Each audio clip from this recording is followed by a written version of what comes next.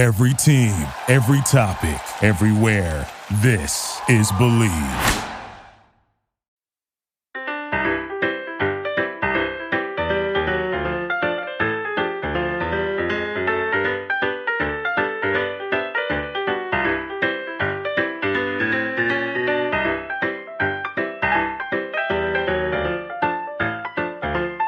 Hello, everyone in podcast listening land. I'm Karen Devaney. And I'm Ann Varner. And we're sisters. Welcome to Sugar-Coated Murder, where we'll discuss And probably inappropriately laugh about and comment on Yep, one of our favorite subjects, murder. Oh, and we love to bake. And why not combine our two favorite subjects? Baking And killers. Hello, Ann Varner. Hello, Karen Devaney. OMG. It's December. It is, and it's so festive in your little house, It's your little apartment. It's the most wonderful time of It's the year. the most wonderful time of the year. It's magical. I've got Christmas music playing. Yes, we even have it kind of going in the background. So we don't own the rights to any of the music, but enjoy the background holly jolly while you can. Exactly, that's right. Yes, and you have on the cutest, shirt. It's one of our Sugar-Coated Murder t-shirts, guys, and it says "Stay Sweet" on the front, but on the back it says "And Don't Murder." So, Yay! and it's got a logo on the front, and she has it in pink, and it's adorbs. So grab yourself one. They're really cute. And I've gotten so many compliments on it since I've gotten it. I'm so glad. Yeah. Well, you just got another one from me. Yay! Yay! I love a compliment. Yes. Keep them coming, people. Keep them coming. Speaking of keeping them coming, don't forget that we're building our Christmas card list, and you have until the 15th to let us know if you want a Christmas card and send us your address. So don't let that pass you by, and then everybody else getting their Christmas cards, and then you're all, boo-hoo, I didn't get one, because they don't love me, because we do love you, but you got to let us know. And they are so adorable. Oh my God, y'all, I cannot wait. I cannot wait to send these out. We had so much fun. We made them, guys. We made them ourselves, because that's the shit we do. Oh, and speaking of making things yourself, we've been doing peppermint crafting out the Yawazoo. Oh my gosh. The Yawazoo. It was that Mr. Christmas. Boy, oh boy, if he had any idea what effect he had on us. Yes, but I got to tell you guys, it's adorable. I'll put a picture of some of the things that we've done up on the fan page. I hope that whoever's listening is on the fan page, because you need to be. But we'll post some of the stuff. We've made little peppermint candy balls, like big balls. We got big balls, and we cannot lie. And we have little peppermint trees. And Anne made the most adorable candy cane Christmas tree. It's a Christmas tree shaped styrofoam form, and she put little candy canes on it so that all of the curves were facing out. And like all the hooks, so it looks like the boughs of a Christmas tree, but it's all candy cane striped. Guys, it's so freaking cute. Which is hysterical that you think it's cute, because it looks like a drunk sailor did it. No, only on one side. We're only going to show the good side. You're going around, remember, you're going around a cylinder, basically. Yes, and so it's not going to be even. It's not straight lines, right. So you get to a point, you're all straight, and then all of a sudden you're wonky. It's like you've been drinking. Well, and we ran into that with the balls too, because of course, you're putting round things, and there's going to be gaps. And so what we came up with yesterday was Anne crushed up some extra pieces of peppermint into like dust, and then we tried to fill in where you could see the green styrofoam. But I think it's all adorable. It definitely, it yells out homemade, because that's the kind of stuff we turn out. We're far from professional crafters. Oh my gosh. But I just think there's something very homey and very nostalgic about home crafts at Christmas time. I don't know what it is, but I love it. And we stopped for a long time, because our kids are grown, and I know, and it was like, ugh. But now I feel like I'm back into it, because I enjoy it. We have extra time. I enjoy it now more, because I'm not having to wait until I've bathed and put my kids to bed. Right. And then I'm doing it in the middle of the night. I'm doing it whenever I have a chance, and especially with my bum arm, I'm doing it while my husband's cooking dinner. Or, I'm doing it at odd times because it does take me a while. Some of the stuff I have a little bit of a hard time with, and I do have to take breaks. So I have not gotten half as much stuff out as Anne has, but it's okay.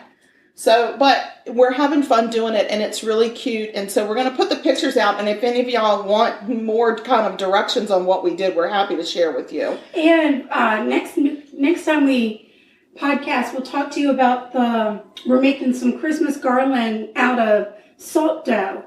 Yes. So we'll tell you all about that. Yes, and I've made Christmas garland out of peppermint candies to hang around my door because I have a whole peppermint theme going on my apartment door. And so I've done the garland. And so once I get my bows in to tie around my garland and put them up, I'll also send a picture of that. I'll just send a picture of my door because it's so cute. I order the stuff and puts it out for me. It's just a really good system that we have. So, but we're enjoying it. And listen, hats off to our Dollar Tree. Oh my goodness. We have just been so fortunate that we've been able to find so many things at our Dollar Tree, and mainly all of these candies. But we're also, we're going to be making, in a couple of podcasts from now, we're going to be making some hot chocolate bombs. And we're going to get the hot chocolate mix from the dollar store because it's Swiss Miss marshmallow hot chocolate mix, and it's $1. I know, for a whole box. For a whole box. We'll have to check to make sure the expiration dates are okay. We found these awesome parchment paper sheets there. Oh my gosh. We've been spending tons of money at the Walmart on our parchment paper Oh my gosh, sheets. I ordered mine from Amazon. Right. Yes, so and now these are little pop-up sheets. They're so amazing. And then we found the pop-up foil sheets that are Reynolds. I mean, they're name brand. Yeah. And they were a freaking $1. $1. Guys. So go to your Dollar Tree. I've always bought wrapping paper at Christmas and bows and lots of tape from the Dollar Tree. So I'm really enjoying that we're living so close to a really good, robust, juicy Dollar Tree. I don't think I've ever heard a Dollar Tree. They have no idea. They need to find their advertising department and have a conversation. Yes, they are robust and juicy. So I do like it. So anyway, the other thing I wanted to mention was we will also put a picture of this is Trout has on his new hoodie. It is so cute. And it is adorable. It's royal blue. And I know now he's going to cry about it, but it's got our original Sugar Coated Murder logo on it. And it says in big old letters on the back of it so everybody can see it. What does it say, Sugar? It says official member of Sugar Coated Murder Barking Team. Yeah.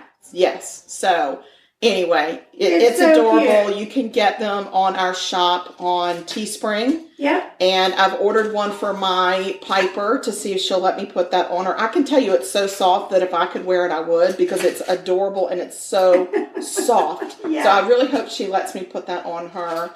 And so that's another little thing of merchandise. And if you order from them by December 15th, you will get stuff in time for Christmas, in case you're wondering. Yeah. So, just in case you're wondering, because we've been burning it up. We really have been. Yes, we've got one more order to place for my mom's dog, Maisie. Yes. Because she also needs a hoodie for Christmas. She does. So we're going to take care of that. So anyway, guys, we're happy to be back on quote unquote the air with y'all today. I know we're late getting this out, but it's just, life gets in the way. I was exhausted after my Florida trip for Thanksgiving, and just being the one-armed bandit it can be a little exhausting, and it takes me so much longer to do anything, including research, or I can't even write anything up. So we appreciate your patience and hanging in there, but we're excited to kick off our December together. We are. So, yeah. So, what are you doing over there, oh my gosh. Little elf in the kitchen? Well, I just am so in the Christmas spirit, it's ridiculous. I love it. I know. So, I decided this week to do something a little different than we've ever done before, or actually that I've ever done before. And that is, I'm making dog treats. So excited. And these are pumpkin peanut butter dog treats. And I'm rolling them out using mini Christmas cookie guys, cutters. this is so flipping cute. I can't wait for you to see it. And I know it's all human type food that we could taste, but I cannot wait to see what Trout's approval rating is on this. Right. And I'm looking forward to passing these along to some other dog friends that Well, I'm hoping that Sully will get some and that my dogs will get some. I don't know that Leroy Brown can have any because he has a delicate stomach. He does, and even Pumpkin upsets his stomach at times, and if he has too much peanut butter. But we could give him a half of one a day, and he would be okay. Okay. Piper could eat anything. She could eat the pumpkin can. Right. Like she could eat. She's like a billy goat. She could eat anything. We have a dog friend named Jake. Yes, we do. We have a dog friend named Captain. Yes, we do. Could get some. Yes, so, and what's Andrea's dog's new name?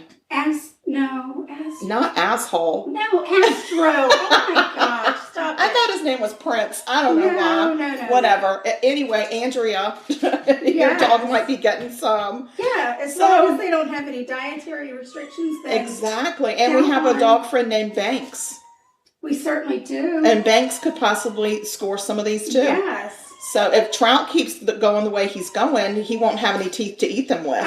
Well, I think he can smell what's happening. Oh, I think he's just excited because he knows it's Christmas and Santa doesn't care if he's bad or good. He just brings him shit. Oh, my. Well, let's go over. Do you want to just tell us the recipe real quick? I do. Guys, I cannot believe how cute these are. Stinking cute. Oh, they are very cute. All right, so the only kind of off the beaten path ingredient that you have to get is whole wheat flour. I know it's a little bit more expensive. Well, it's a lot more expensive. I think worth it. I got the King Arthur brand at Harris Teeter, and it was $4.49. King Arthur makes some really good flour. Hey, King Arthur, we would love to have a sponsor. Right, and it's the 5-pound bag. So I figure, just keep making these treats until it's gone. I agree. And that'll be that. So you use the whole wheat flour, 2 eggs, a half a can of pumpkin, 2 tablespoons of peanut butter, and I used like a low sugar peanut butter. It calls for a half a teaspoon of salt. I didn't put that in there because I don't feel like my dog needs extra salt. And also make sure with your peanut butter there is 0 xylitol in it because that's a killer to dogs. We don't want to kill your dogs. And then a half a teaspoon of ground cinnamon. Yes. You mix all of that together. Your dough is going to be, and I did it in my KitchenAid. Your dough is going to be dry. It shouldn't be wet. It's like gingerbread dough. But you should be able to roll it up. It's like gingerbread dough. I like it. So it's sturdy dough.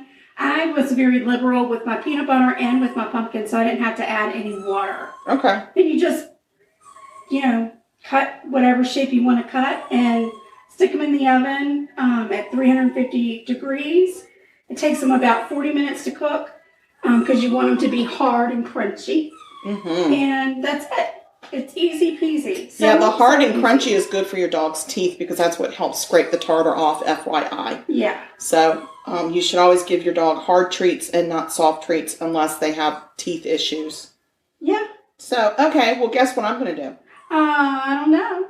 Talk about murder. Oh, shoot, I thought you were going to say braid your hair. I cannot braid my hair. That would be something you would have to do. That's right. Talk murder to me. I'm going to talk murder. And listen, what I'm going to do is I'm going to talk murder. And we actually, just to remind everybody, we asked our fan page what states they'd like to see murders. I mean, we're always asking for ideas. And so we asked for states. The 2 states that were given, that we had several states, so be patient. They're all coming. The first 2 that we picked were Virginia and Delaware.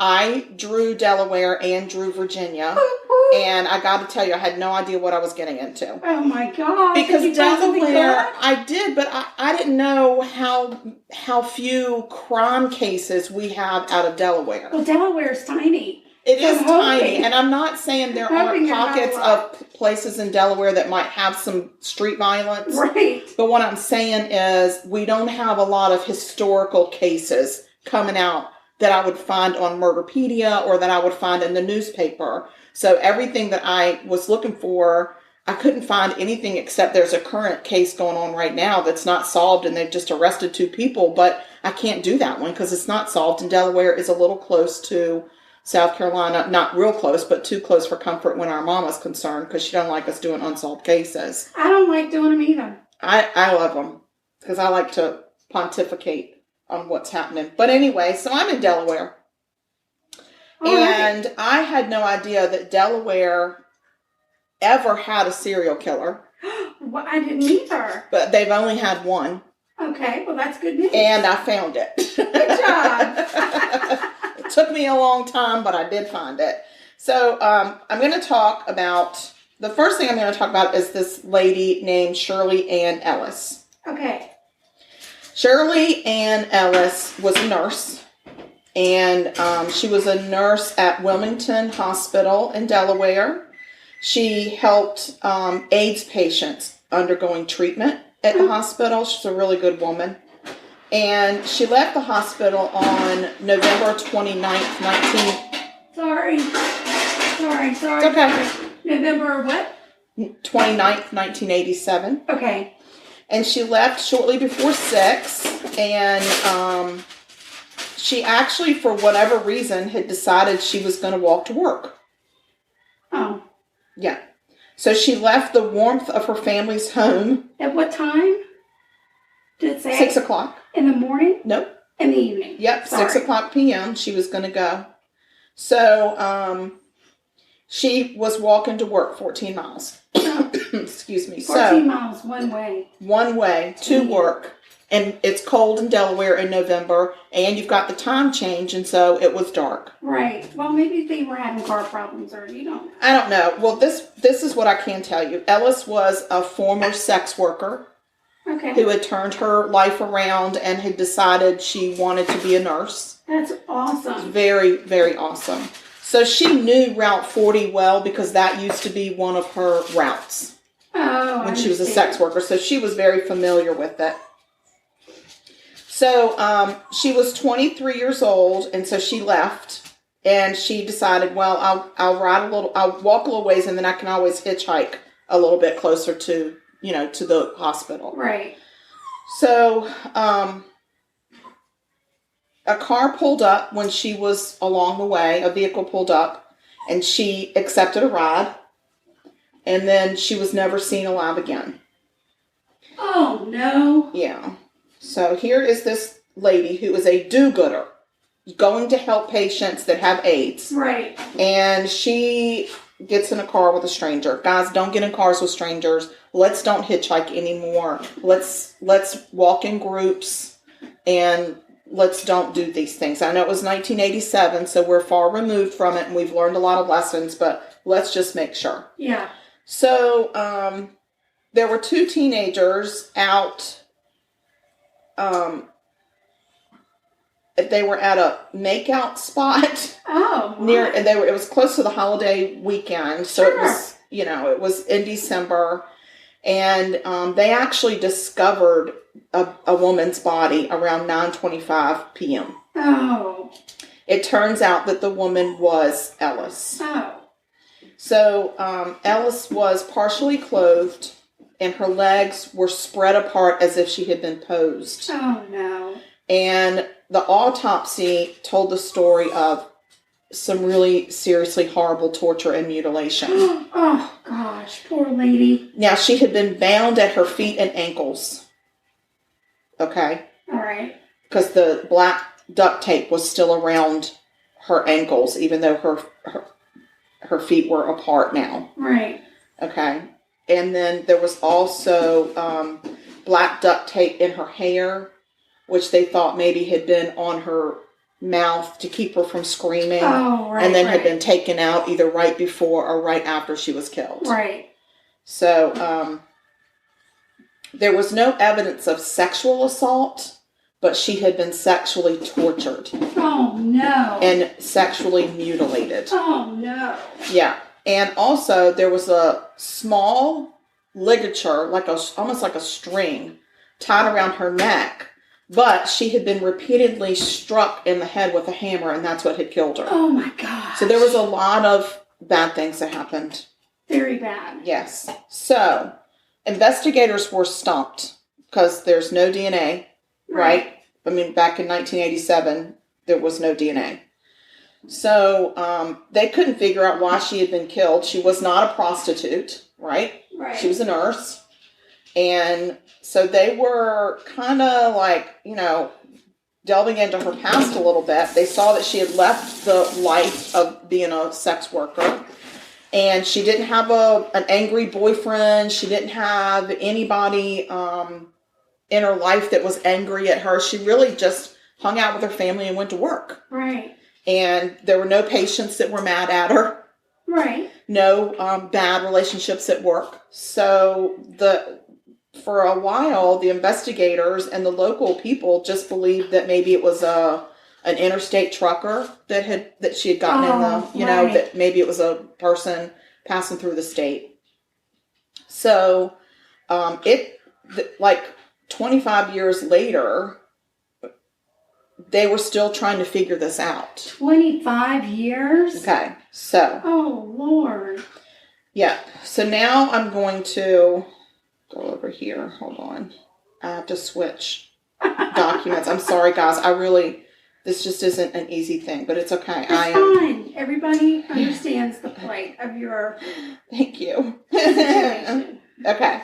So that was in November of 1987. Okay. At the end of June in 1988, there was a 31-year-old divorced sex worker named Catherine DeMauro. Okay. And she had been seen walking down Route 50 as well. It was unclear as if she were actively... So was she down 50? Because last time it was 40. Yeah. Sorry. That's okay. Sorry, guys. There's a lot of numbers in my head today. Okay, so she's walking down Route 40.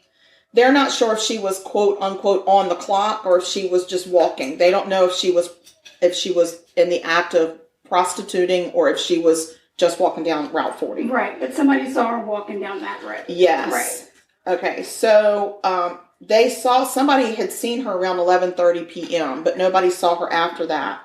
But the next day at around 6:25 in the morning, some construction workers found her body. Aww. Again, she was naked. Her wrists and feet were tied.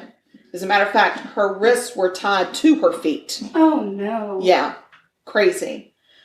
Her mouth had adhesive tape stuffed into it. Oh, gosh. Right. No signs of sexual assault, but she had signs of sexual torture and mutilation. Oh, my gosh. And again, she had the ligature marks around her neck. Right. But she had been beaten to death in the head with a hammer. Wow. The difference between her body and Shirley Ellis's body was that Catherine was covered in these blue fibers. Oh. Her body was covered in them. Oh. So they were like, what the hell are these blue fibers? So they're like, okay. So then they also remember, about Shirley Ellis's case that had happened a few months before. And so they're like, okay, we think that these might be related because of the way they died. Right. So there was a special police force that was put together immediately because they thought if we have a serial killer going up and down Route 40, we're in trouble because Route 40 goes up most of Delaware into the, corridor of other states, and it's very well traveled. So they put together a task force like no other. Over 60 people were put together on this task force, and they were given an unlimited budget to solve this crime and to catch this killer immediately. Wow. And they didn't. Oh, no. So in August of 1988, there was another sex worker named Margaret Finner, and she was 27 years old, and she disappeared. Oh, no. And the night that she disappeared, a number of people had seen her get into a blue Ford van driven by a white man. Uh-huh. And this was near Route 13, which does intersect with Route 40. Okay. I've driven Route 13 many, many times on the way from Maryland to Pennsylvania. Oh, yeah.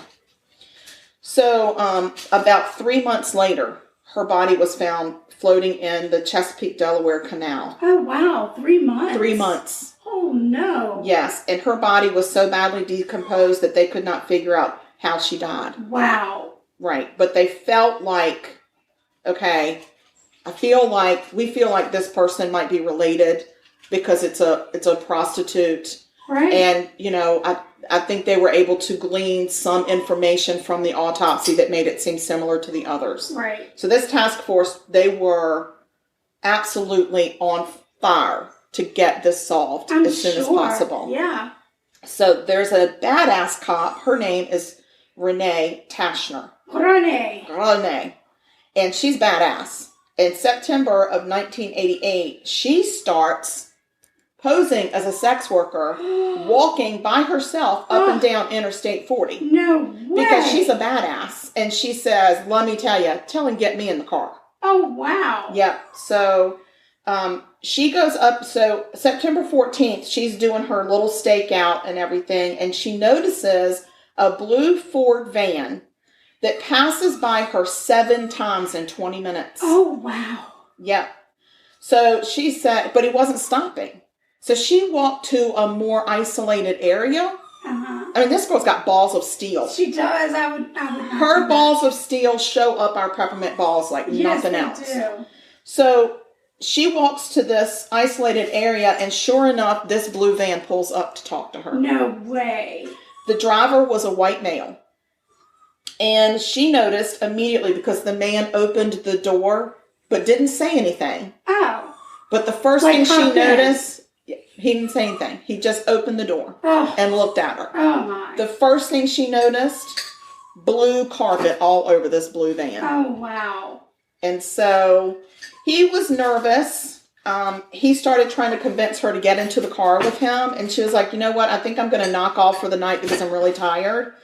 But she got close enough to the van to put her hand in it, run her hand over that carpet, and grab fibers. Oh, isn't she? That's how close she was to this man. He could have pulled her in. Oh my gosh. She's a badass. She is. I love her. I want to meet this Renee.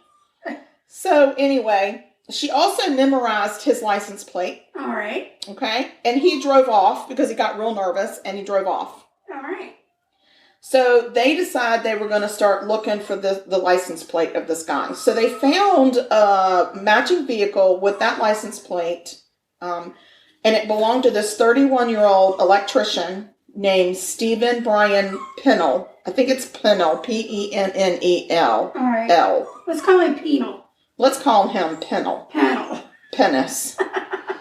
So, but he's like, they're like, what the hell? This man is married.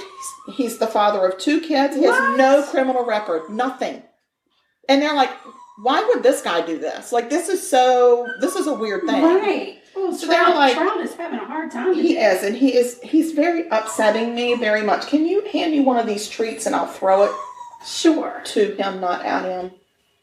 I don't know why he's having a meltdown today. I don't either. Well, he hasn't seen me in a long time. It's true. Trout, catch. Okay, so 2 days later, we have 22-year-old Michelle Gordon, who was also a local sex worker who frequents Route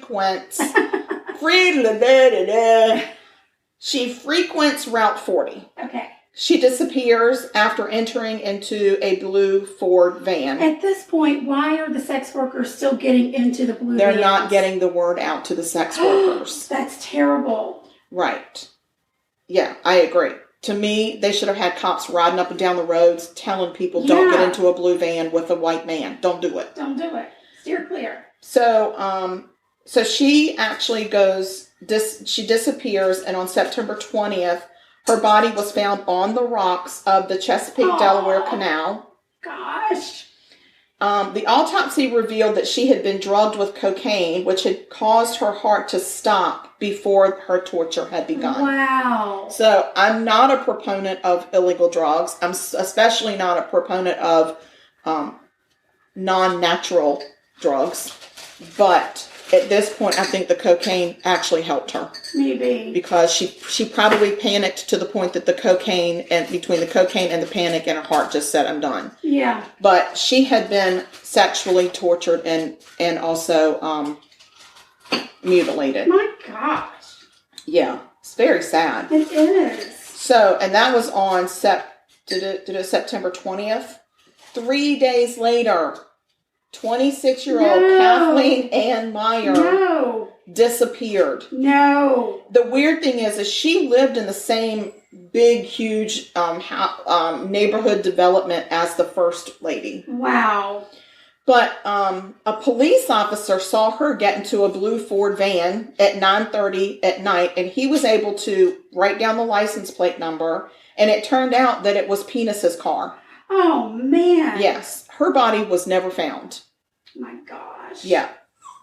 So, I mean, that's the craziest thing to me. That is the craziest thing. I'm especially upset that the word is not getting out to these sex workers. I am very upset to alert them. I completely agree.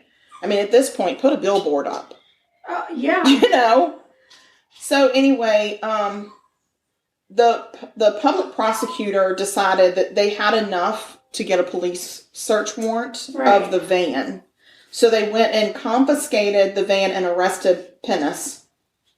And so while they searched when they searched his vehicle, they found prints, bloody fingerprints, and hair samples of the victims. Oh no! Yes, and they also found the adhesive tape that was crammed down that one woman's mouth. Oh my gosh! And they located what they called a torture kit, which included pliers, whips, handcuffs, needles, restraints, and an assortment of knives. Oh my gosh. So they officially arrested him and charged him with murder of the first victim. Oh.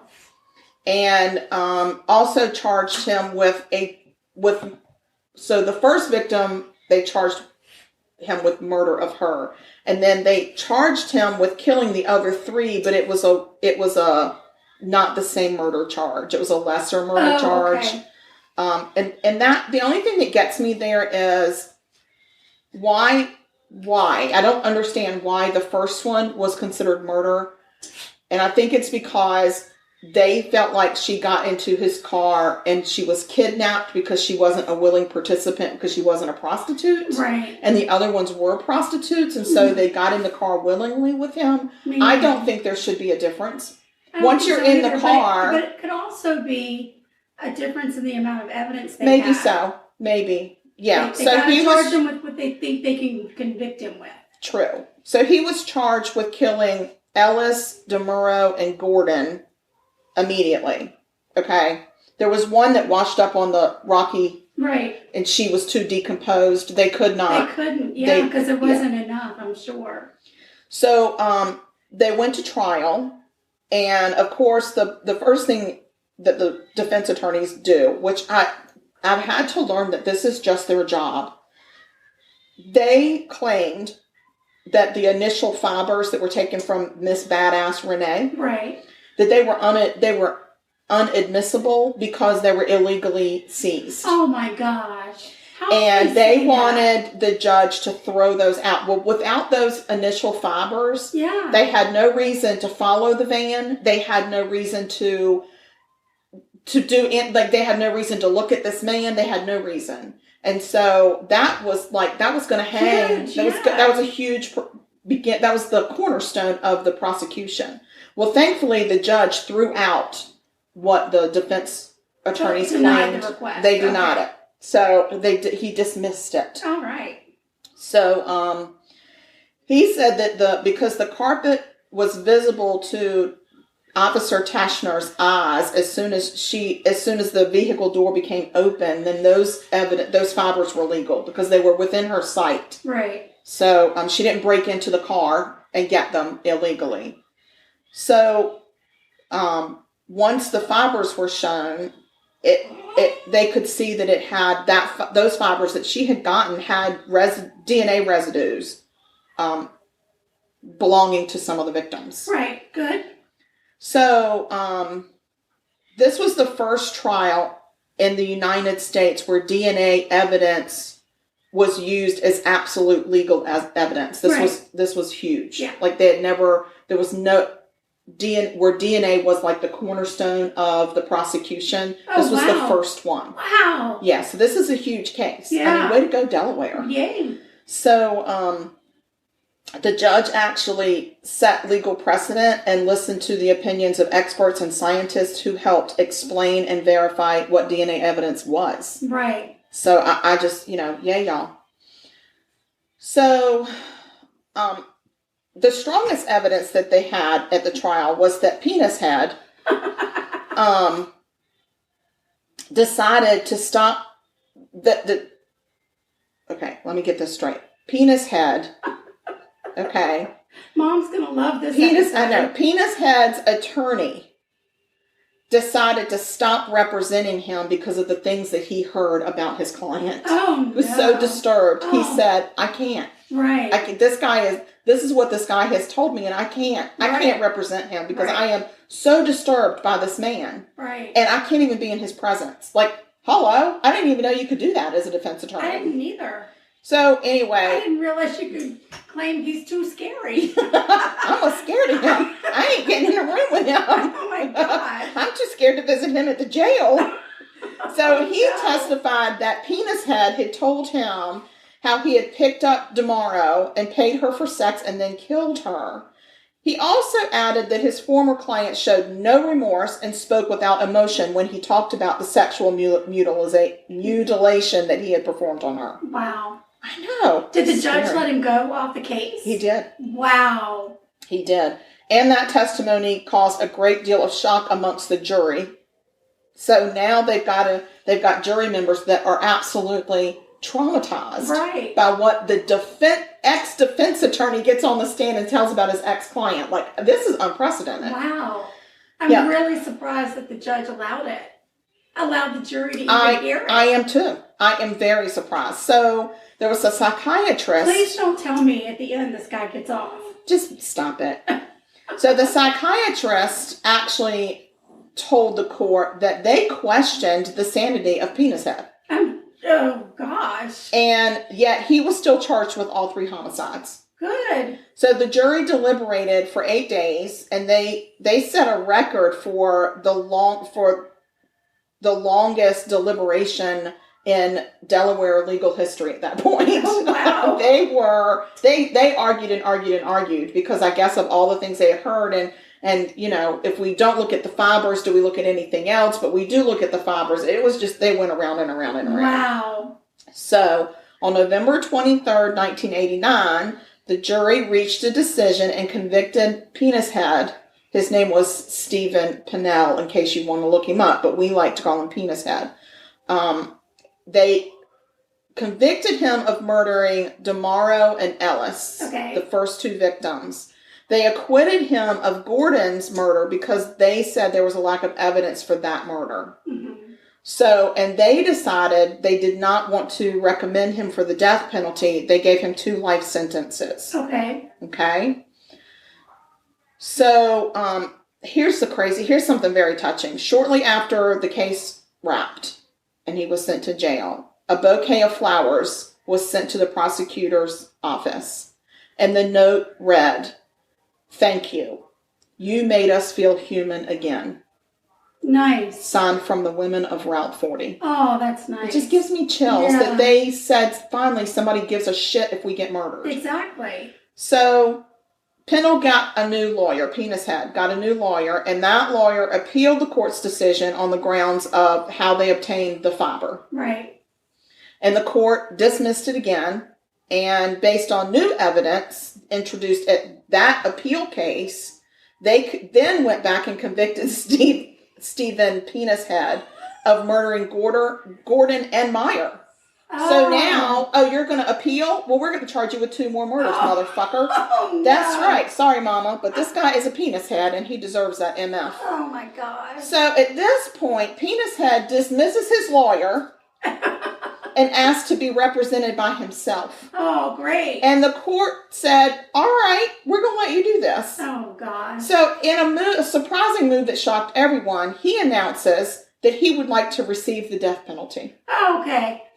He argued that the entire Constitution began with a verse from the Hebrew Bible, and as soon as the court found 2 witnesses who could testify to his guilt, he deserved the death penalty under the Bible's law. Okay. And he cited the 2 passages from from the Bible for his explanations, and I'm gonna find those because I thought it was interesting. Where'd he go? Okay, everybody, just talk amongst yourselves. So now he's representing himself in an appeal and says, "I want the death penalty." Yeah, please. So he loses the appeal. He gets charged with the 2 extra murders, and then he decides at sentencing, I'm going to represent myself, and I don't want you to give me any more life sentences. I want the death penalty. Right. And so I'm going to tell you. It's like the easy way out. Yeah.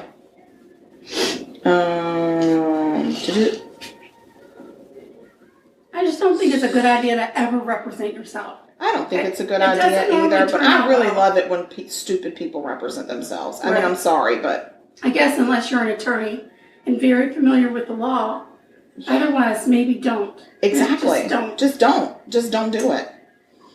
Or in this case, continue to be dumb. So I wanted to tell you one of the things that Penis had said to his attorney, the attorney that got so disturbed. Right. That the attorney said that when it came to the DeMauro case, the second victim, he said, yeah, I paid her for $25 for oil. Jesus lovers. He did not. He didn't pay for oil. What kind of oil? I don't know. This is only water.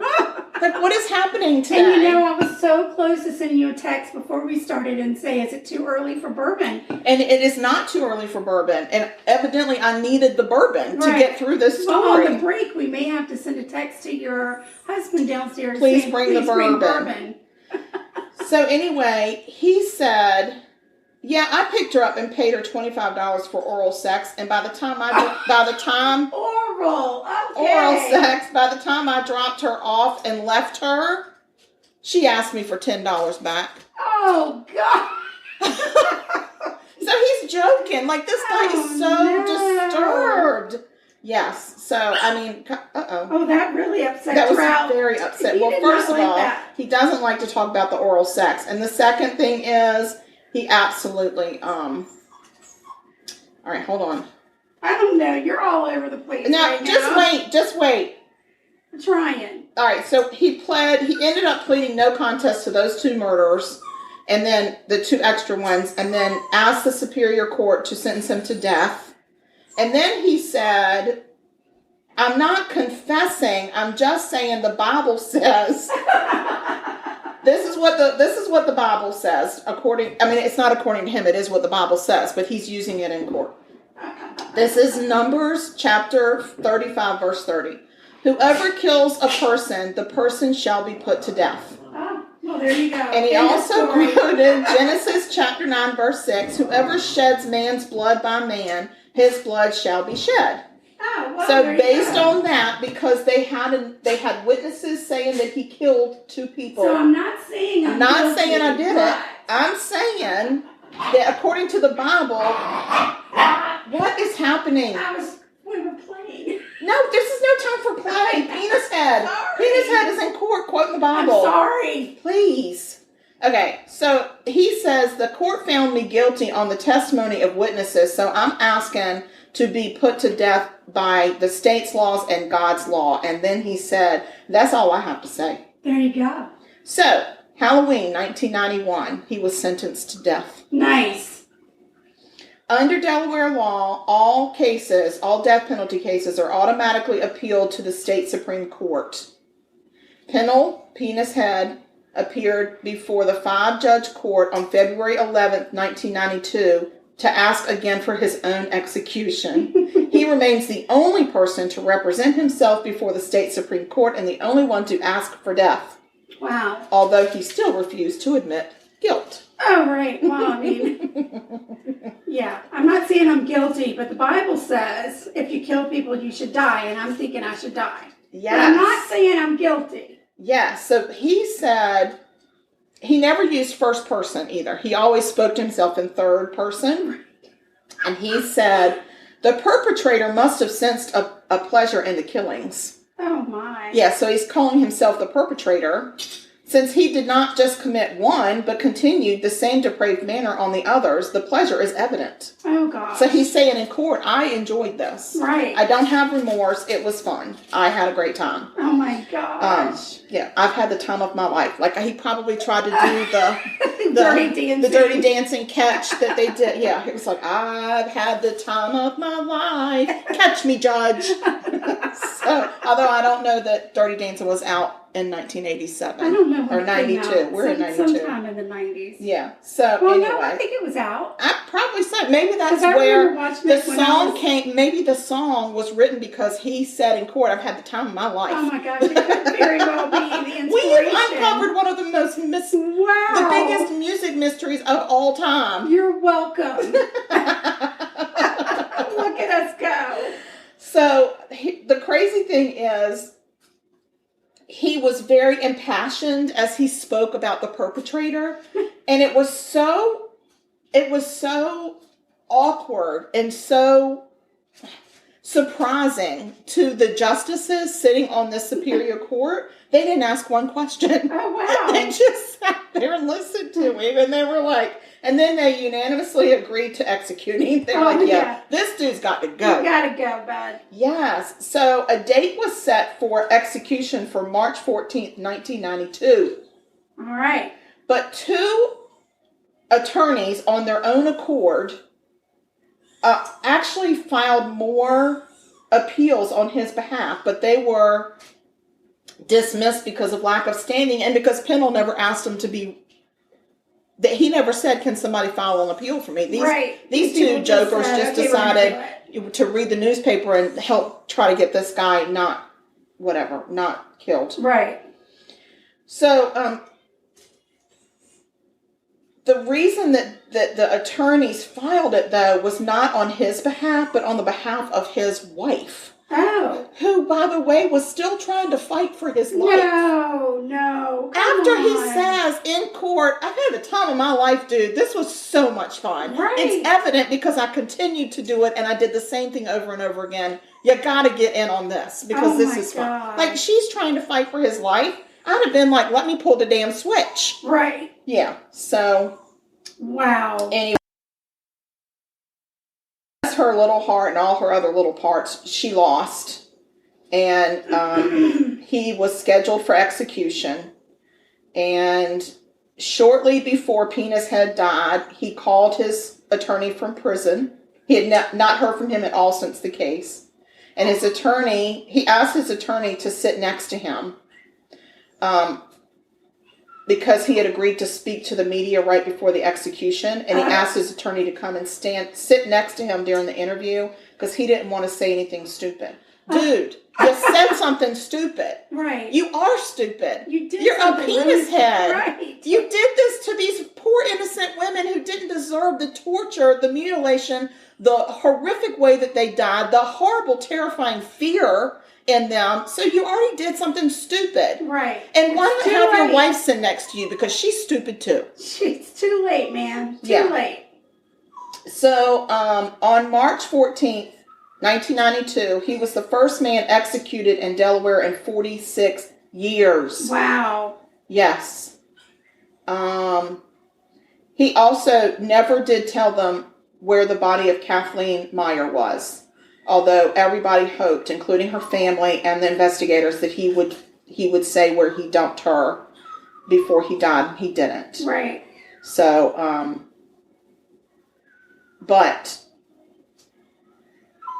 the task force said that as far as they were concerned, asking for death was his way of admitting to his guilt. Yeah. And at least he spared the other victims' families and his own family for years of appeals. Right. But he did take some secrets to the grave, which is unfortunate. The main reason is why. Why did you do this? They studied his background. They looked at, his relationships growing up. Nobody saw this coming. He was not one of those, he was weird all through school, or he was bullied, or he was this. It just was out of the blue. Crazy. Yeah. And he was 31. He wasn't having a midlife crisis. Right. So, I don't know what the hell his problem was. So, anyway, the FBI even tried to talk to him. They interviewed him several times when he was in prison awaiting... I'm so sorry. Awaiting his death penalty execution, but he never... he talked to them a lot, but he never talked to them about why or where he put the body or what caused this. He just liked to chit chat. Wow. So that is my case from Delaware. That is a good story from Delaware. And I'm so grateful that we had a fan. I call them listeners. I can't imagine anybody is really a fan of ours, but a listener actually said Delaware because I would have never run across this case. Do you remember who the listener was? I think it was our friend Marty. It was. Yeah. Thank you, Marty. So Marty, thank you. You were the only one that came up with Delaware. So yeah, that was a crazy one. I got to tell you something, Sugar. Those damn dog treats smell so good. Do you want one? I don't. Why not? Because it's meant for a dog. Okay, I'll try one. I mean, it's peanut butter. It's going to be really crunchy. It's hot. Oh God, it is hot. Guys, this is a teeny tiny little snowman she gave me. I mean, it smells so good. The cinnamon and the peanut butters was getting me. Right. All right, guys, listen. I'm going to try this. Listen to the crunch. Oh, it's not that crunchy. Oh, not too bad? It doesn't have any sugar.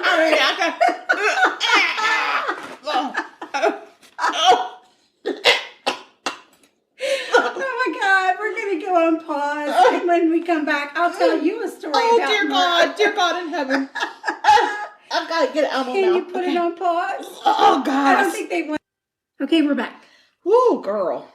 That was rough. Yeah, it turned out Trout had to do some business outside. It turned out that I don't like the treats. Do you think they'd be better if I had added the salt? Nope. Nope. Can't say that that's true. No. But I mean, it's good. I know what the taste buds of a dog are. Right. And it's pretty bland. Right. And it was not okay, but it was fine. Would you like to taste a store-bought treat to see if there's a difference? I do not wish to. I don't trust what's in the store-bought treats. Right. Right. Yeah, because at least I can see the things you put in it. Right, yeah. Yeah, there are no like turkey toes or anything. No turkey toes. No, I didn't have any turkey toes. Okay. All right. So. Oh, shoot. I'm on the wrong page. Don't go to the wrong page. I know. I was like, wait a minute. New Jersey. I've done that murder. New Jersey. I got to go to Virginia. You got to go Baba. So our Aunt Janie and our mom both said Virginia. Yeah. Our cousin David said the Virginia Governor's Mansion, but I think he thinks that we've talked about ghosts. I think probably so. Because we had been talking about ghosts. I think he was wrapped up in the October stuff, so it's fine. Yeah. There has not been a murder, to my knowledge, in the Governor's Mansion in Virginia. But if there has been, let us know, and we'll definitely go investigate. Yeah, I searched. I couldn't find anything. But if that changes, we'll let you know. Absolutely. We're not saying go kill somebody. No, because, first of all, we can't cover it until the trial is over and the person's in jail. So it'll be like 5 or 6 years from now. Exactly. And then we'll be like, remember when our fan went and killed this person for us so that we would have something to talk about? Well, yeah, we don't condone that. We don't like people like that. You know why? Stay sweet and don't murder. Don't. No. Do not. We just want to talk about old cases. Yeah, and if you kill somebody, we will talk about you, and we talk bad about you. Like, we call you penis head. Yeah, like, that's not a compliment. That's not a compliment. Like, oh my gosh, I want to be talked about. No. We talk mean about you. Bad. Like, we're going to talk about you behind your back. That's right. So. Okay. Well, I'm glad we got all that straight. Yeah. All right. I found a story to tell you out of Tazewell, Virginia. Tazewell? Tazewell. I think I have a friend that lives in Tazewell. Yeah, I knew somebody that lived in Tazewell. You knew? Did they get murdered? No. They just moved? No. You just don't know them anymore? Yes. Okay. She passed away. Oh, that's so sad. I mean, I was like, when are you going to get to that? You skipped all of it. I skipped it all. Yeah. It's okay. Yeah. Where's Tazewell? So Tazewell is up in the northern part of the state. But is it like in the mountains?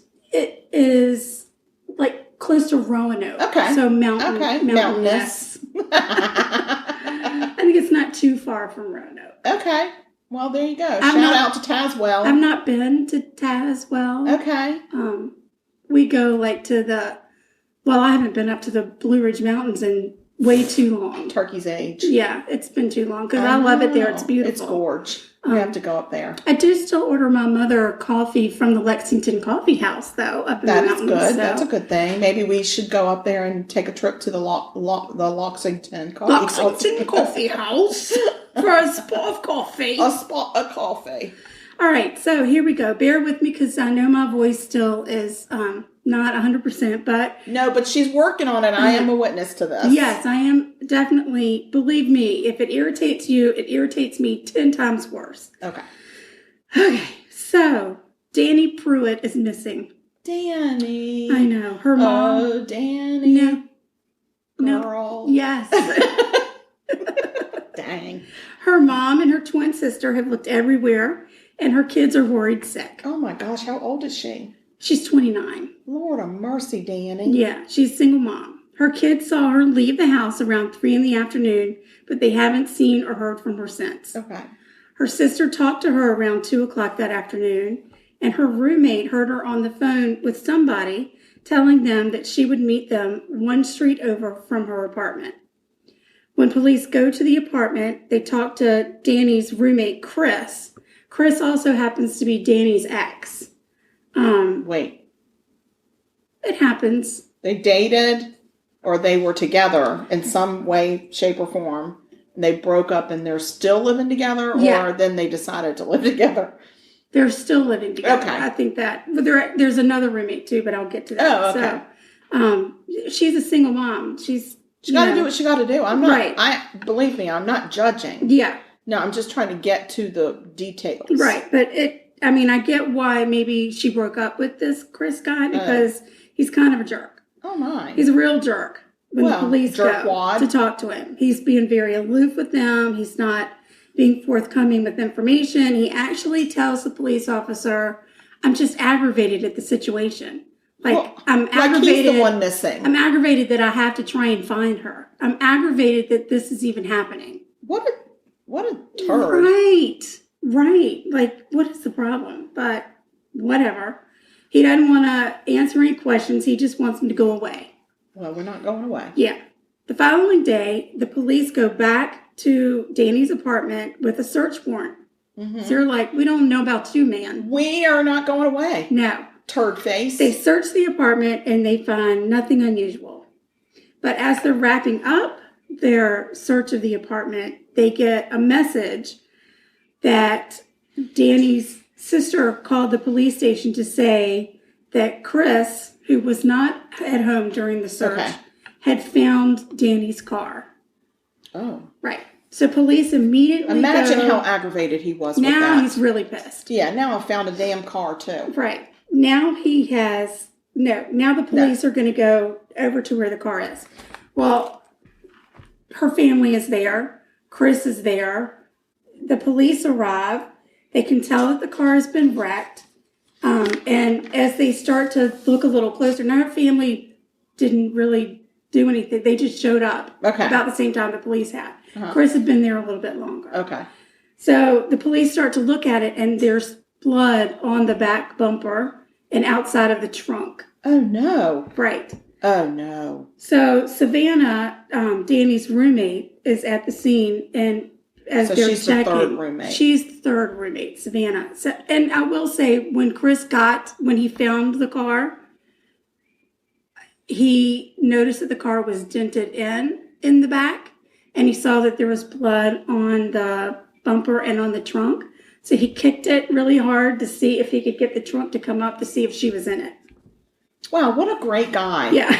What a great guy. Yeah. What a stand-up guy. It seems like maybe he has some irrational thinking patterns and perhaps some violent behavior. Perhaps. So Danny was really smart to not be with him. Right. I don't know how their home life was, but I'm just saying. Anyway, so Savannah tells police when they start asking her to give us some information about Danny, what did she do during the day, like what was her thing? And Savannah did say that Danny had started selling drugs as a way to get money to send her son to baseball camp. How freaking sad. I know. That's what she had to do. Right. in order to make ends meet. Right. And she had a job. This was a second income. Yeah, but she's trying to support children. And of course those children want to do extracurricular activities. And of course you want them to do extracurricular activities. Yeah. And then that's what she has to resort to get extra money for her kid. I feel real bad for Danny. I do too. So evidently this baseball camp was $600. She had $400. She needs $200. So she's like, I'll do trying to make a sale. So, Savannah knows that Danny was trying to get this money together for her son's camp. Savannah also mentions that she had been out looking for Danny and that she had been by this road where the car was found and she had not seen that car as she drove around. So it just showed up. So, yeah, she's like, I've been looking for her. I've been up and down this road. I had not seen this car. So, and remember, Chris, the jerky roommate, is the one that found that car. Turd face. Right. So police decide that Chris needs to come on down to the station because we got some more questions. Because I know you're irritated by our presence, but we're going to take you to our den. Right. So they sit down and they ask him questions about, I don't know, things they needed to ask him about, but they don't find any oddness in his story. It matches up with other people's stories, and they don't feel like they need to keep him, so they let him go. All right. Meanwhile, police are starting to search the area where they found Danny's car. Mm-hmm. They walk around a corner to a lightly wooded area, and they see a blanket laying on a mound. Oh, no. As they get closer, they see painted toenails on a foot. Aww. They pull back the blanket and find Danny. Danny's jaw had been broken. She had 2 black eyes. Her hair was saturated with blood. There were sticks in her hair from where she had I love the sound effects. She had obviously It's a turkey. There's a turkey in here. I don't know what happened. You know, when you are trying to, I guess maybe my brain's working faster than my mouth can. And it happens to me all the time. All right, so there's sticks in her hair. And here's my question. Is it from where she from being drugged or from being dragged? Dragged. She was dragged. I mean, that's what I'm saying. From her car. Right. But I don't know the real answer. It seems like dragged. Whatever English teacher is out there that is trying to listen to us but has a hard time because we suck at English, could you let us know? Miss Moskoway is like falling backwards in her chair. She was my English teacher. I know we've got a couple of attorneys that listen to us. Perhaps they could tell us because they have to say this all the time. Right. And just tell us via email. Via email in a very loving way, please, because you know we're fragile. I mean, it says a lot that we're fragile. It says a lot that I even said, I wonder what it is. Is this correct or this correct? Yeah, we've come a long way, baby. That's right. So Danny had clearly been beaten to death. Oh, dear. Now, Tazewell, Virginia is a very small town. Some of the investigators on Danny's case have known her and her family since Danny was little. So this case hits everybody really, really hard. Now, some small towns are filled with people who don't want to get involved with police matters. Absolutely. So they keep quiet. And that's why a lot of cases go unsolved. Yes, they do. Tazewell is not that town. And I'm proud of them for that. They actually had people who wanted to find out what happened to Danny. Good for you, Tazewell. Yes. That must be a nice place to live. Okay. So I'm just saying. Right. It could be. I don't really know a lot about it. I know that it's not close to the ocean. No, I can't actually live there, Sugar. No, okay. I'm not going there. Okay. I'm saying anybody else that wants to live in a mountainous area. They could. They could live in Tazewell and be okay. Right. So the day after Danny's body was found, a woman comes to the police station, and she says she's got information that she thinks has something to do with this murder. She told detectives that she was at her apartment. Do I need to pause and go and grab these treats out? I don't think I can get them out. All right, I'm going to get them out. Please hold. And I'm back. That was easy. So I just needed to do that really quick. Okay, so we're at the police station in Tazewell. A girl has come out. She's got information. She says that this guy that she knows came to her apartment around 7 on the 17th, which is the day Danny was murdered. And he was acting really strange. He came in and he asked for a shirt to put on, which was really weird because the guy wasn't like a close friend of theirs. So he just kind of came in and he was like, hey, you got a shirt I could borrow? He just had on a pair of jeans and a tank top. A wife beater? Yes. If that's what you want to call it. I mean, that's what people call them. Yes. I don't like that name. I don't either. So, yeah. But they didn't have anything big enough to fit him because he was a large man. Big guy. Big guy. Do you have muscles? Big muscles, like that he could break a jaw? He didn't. They weren't defined muscles, but yes, he did look dude. Like he was a husky dude well enough to. Pack and punch. Danny was. Could he pack punch? Well, I've never met him, but I would assume so. Okay. Danny was little. I'm very suspicious of this. She was very tiny. Little. She was not. She was a little girl. She was. She was little. Little. She was petite. Petite. Anyway. She was a petit-four to my bundt cake. Oh, my. There you go. That got weird. Yeah. That got really weird. I don't know how that happened. Where did my brain go? I need bourbon. Yes. Evidently. Oh, we forgot to ask for the bourbon. Fine. It is the middle of the day. I don't think so. Anyway. All right, we're going to get through this, guys. Yeah, I mean, I just started. Oh, dear. My gosh. Anyway, so as this dude's leaving, like he hangs out for a while, and as he's leaving for the night, he says, hey, if anybody comes around asking, tell them I've been here since 2 o'clock this afternoon. What is going on with this guy? I've been here since 2, y'all. So weird. The guy's name is Sean Wakefield. Sean. Well, that's a crying Sean. It is a crying Sean that he's such an idiot. After the girl's interview, she needed a ride home. She didn't. She needed a ride home. Savannah? No, this is the girl that came in. Oh, that's true. Right. Yeah. So she needed to catch a ride. And the police officer said, hey, I'll take you.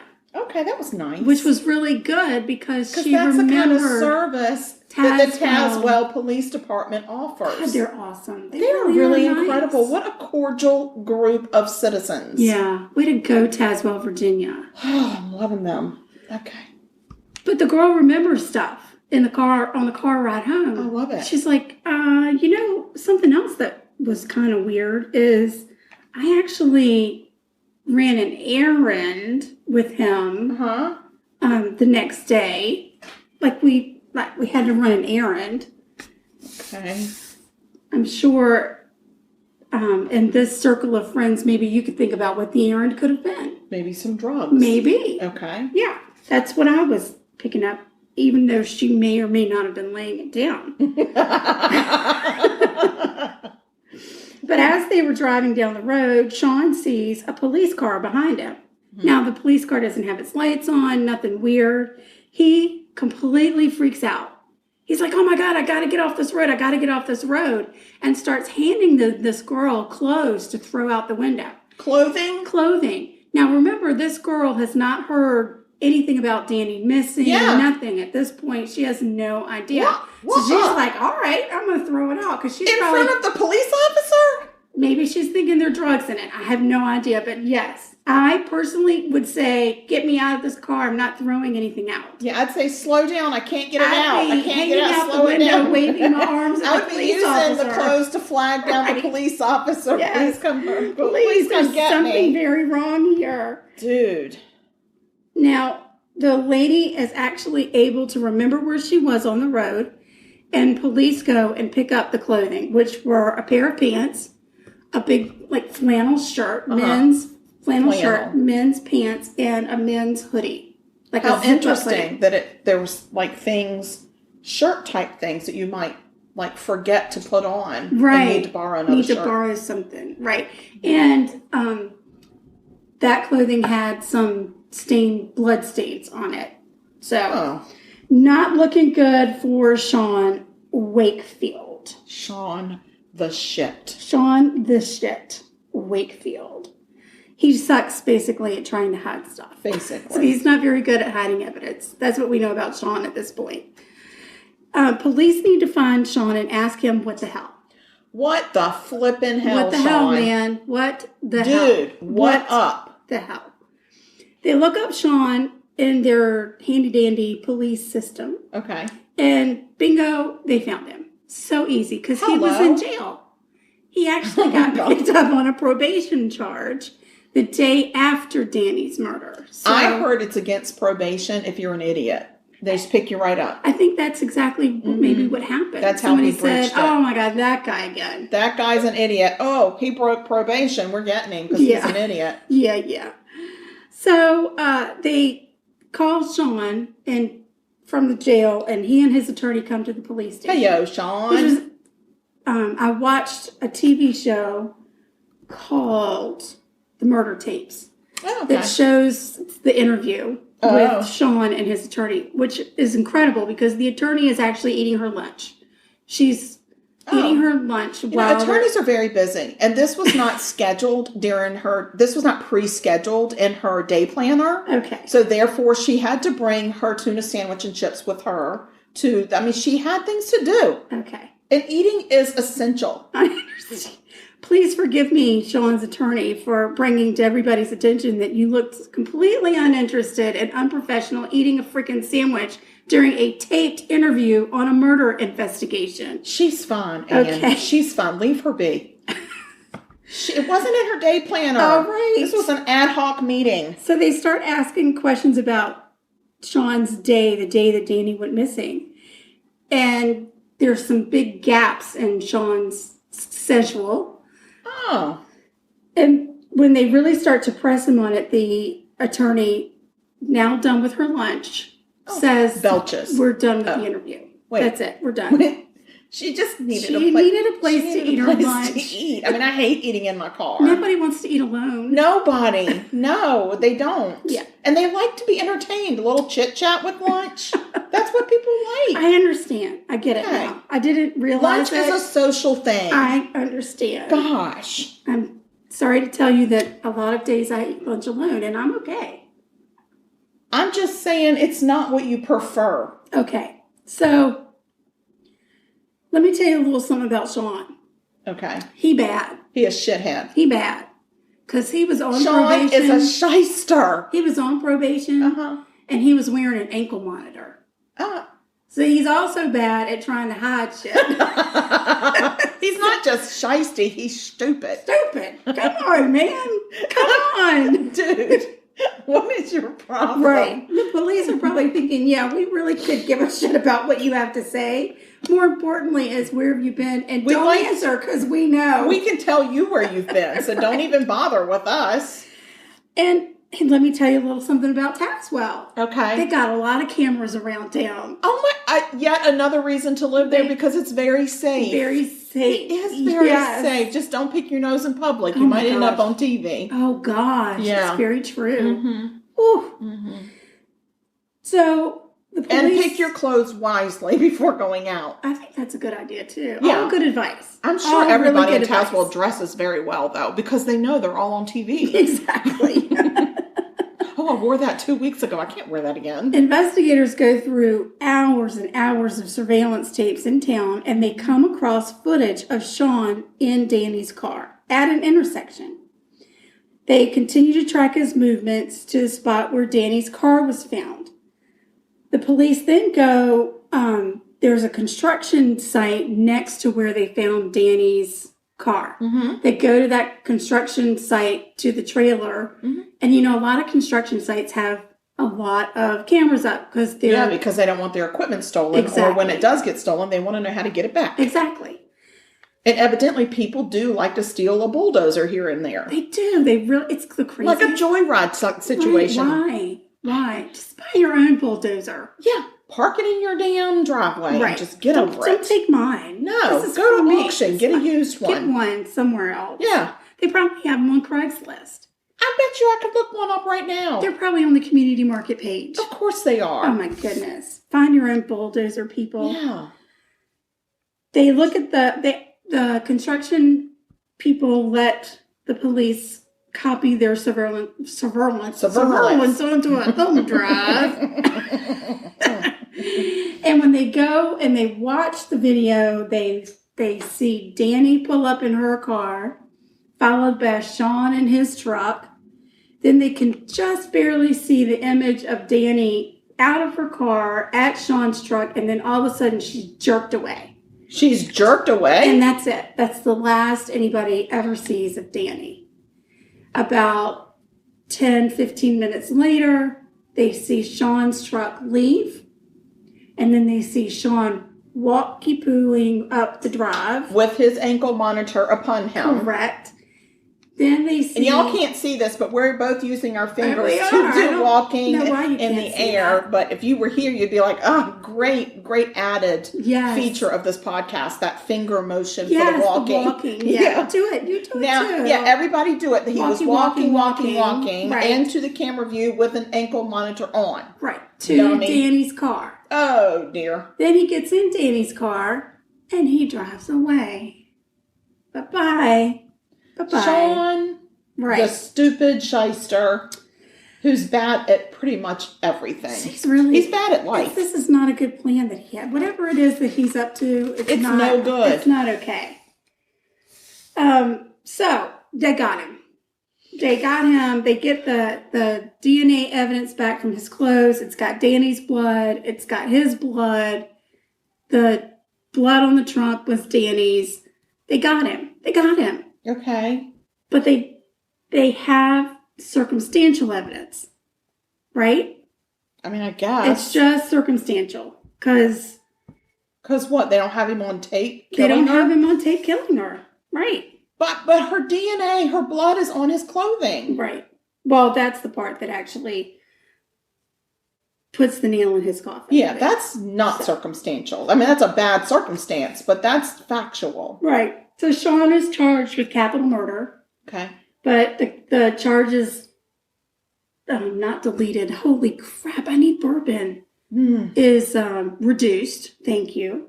Not deleted, but reduced to first-degree murder, grand larceny, and concealment of a body. Because it turns out he had put Danny's body in the trunk and driven away, and then he couldn't figure out where to put it, so he came back, threw the body in the wooded area, put a blanket over it, and then parked the car in the lot next to the construction site, because he's brilliant that way. Yeah. Tazwell, y'all gotta do some sweeping and get rid of some of your idiots, because this guy, for sure, I'm sure he's not one of theirs. They're like, oh, he's not one of ours. Right. No. He was not from here. He's not from here. We don't know his people. He is sentenced to 57 years in prison with no chance of parole in September of 2018. 57 years, no chance. He's not going anywhere. Good news, though. In November of 2019, Sean died in prison. How? Did somebody beat him to death and break his jaw? Prison officials have not said how. The only thing prison officials will say is he died of an illness. They will not say what kind of an illness.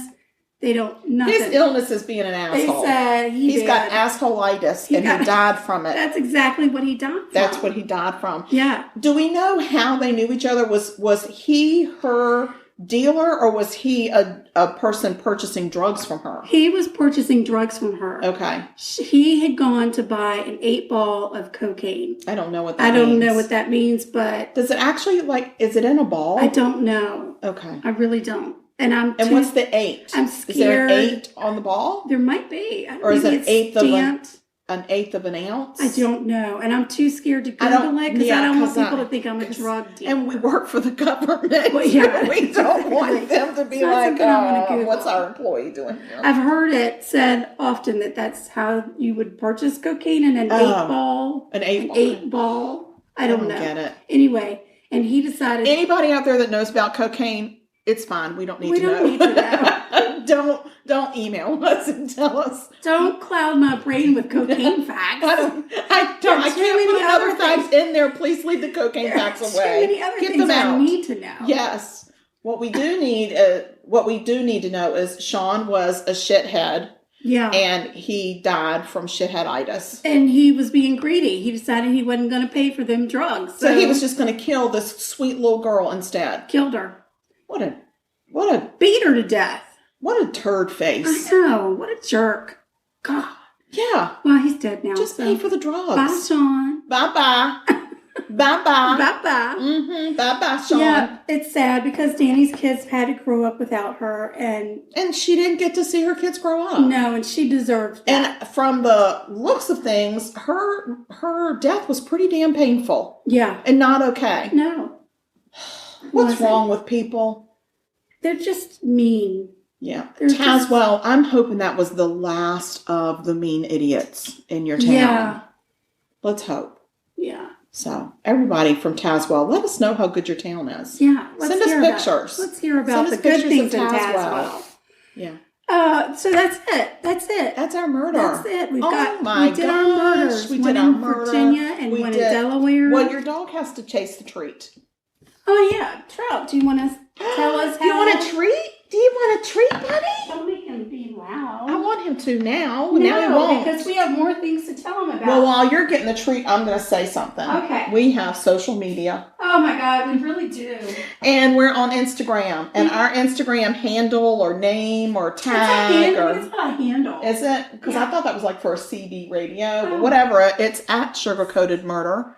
Please come follow us. We have over 770 followers right now on the Instagram, so don't get left behind, people. Yeah. And also, we have Facebook. We do. We have a Facebook, just regular old Facebook page, and it's called Sugar Coated Murder Podcast page. You can come find us there. We have people that like the page, that listen from the page. It's really fun. But you also can be part of our very close-knit 150-plus members. Yeah, I think we're up to 160. Well, and those are our closest friends. Yeah. And that's the Sugar Coated Murder fan page group. Sugar Coated Murder podcast fan page. One day we're going to know. One day we're just going to know it all. Yeah. But until then, that's what it is. And you should definitely sign up and be on the fan page because A, we never say no because we are desperate. And B, we love everybody. And C, I'm thinking starting in January, there might be some actual go live on the fan page situations. And we've done that before. We've done some go live, and we only post that stuff to the fan page. We don't post it anywhere else other than the fan page. I know. So there you go. There's that. If you want to see our ugly mugs, you got to be on the fan page. Yep. Oh, yeah. Oh, we sometimes run... What a treat. We sometimes run contests on the fan page. Yeah, we ask all the time to give us a murder or to name a state. We've got states for next week. We've got Pennsylvania and New Hampshire. Yes, it looks like Anne has drawn New Hampshire and I've drawn Pennsylvania. There you go. So that'll be fun. I'm excited about that. Yeah. So, and we'll talk more about some more crafts that we get into this week. Yeah, and if you want, send us more suggestions on states. Try and think of states where we haven't done one. Yeah, and don't forget to email us. Email us. murder.sugarcoated@gmail.com. That's right, guys. Yay. And definitely send us an email by the 15th of December if you want a Christmas card from us. They're so stinking adorable. You're going to be so envious if you don't get one and other people get one. Yeah. And I also would like to say, when you get yours, please post a picture of you holding it so that we can put it on the fan page and brag to everybody about how you got the Christmas card and nobody else did. People don't laugh at us and say your friends aren't real. They're real. They aren't real. They're real. Sometimes they email us and even just say, I'm real and I love you and you're my close friend. I know. We got a very sweet email from Jessica. Oh. She's the sweetest. We just have so many sweet fans. I know. Listeners. I don't know. Fans. Well, you call them sugarettes? I love that name. That's it. We're calling them sugarettes. It's awful close to cigarettes. I know, because you know why? I have an addiction to sugar and the listeners. Yeah. Okay. Okay. I'm addicted to you. Don't do that song. Don't. What's that song? Mine as well. Face it. I'm addicted to you. Addicted to love, you goofball. Oh, shit. I'm addicted to sugarettes. No. Now it sounds like a sugar rat. You get it? Sugarettes. Sugarette. Yeah, like cigarette. Sugarette. Yeah. Whatever. That's what we are now, people. Yep. I found the recipe for the dog treats from it's okay. allrecipes.com. If you'd like a copy of the recipe. You'll need to email us. Any tips, please do email us. And we'll share that with you. And stay sweet. And don't murder. No, don't murder, guys. But if you do kill people, we're going to talk about you. And it's not going to be nice. No, it's We're going to call you turd face, shit head, shit for brains, penis head. We're going to call you names. And then we're going to have to apologize to our mother. Sorry, Mama. Do you want us to apologize to our mother? Don't make us apologize to our mom because you have done something bad. Exactly. Stay a sugarette. Yes, be sugary. Just be a sugarette. Okay, guys. Hope your day is filled with sugar. And we hope that you all are in a festive holiday mood like we are. Even if Christmas isn't your thing, just take this opportunity to know that the world is a brighter place when you smile. Oh, well. And then when you give your smile to somebody else, it lights up the universe. Jiminy Crickets. I got to go get a drink. Y'all have a good week. Bye, we love you. Love you. Bye.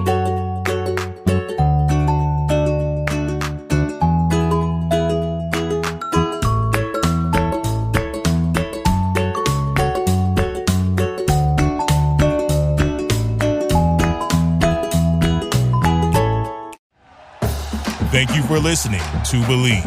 You can show support to your host by subscribing to the show and giving us a 5-star rating on your preferred platform. Check us out at Believe.com and search for BLEAV on YouTube.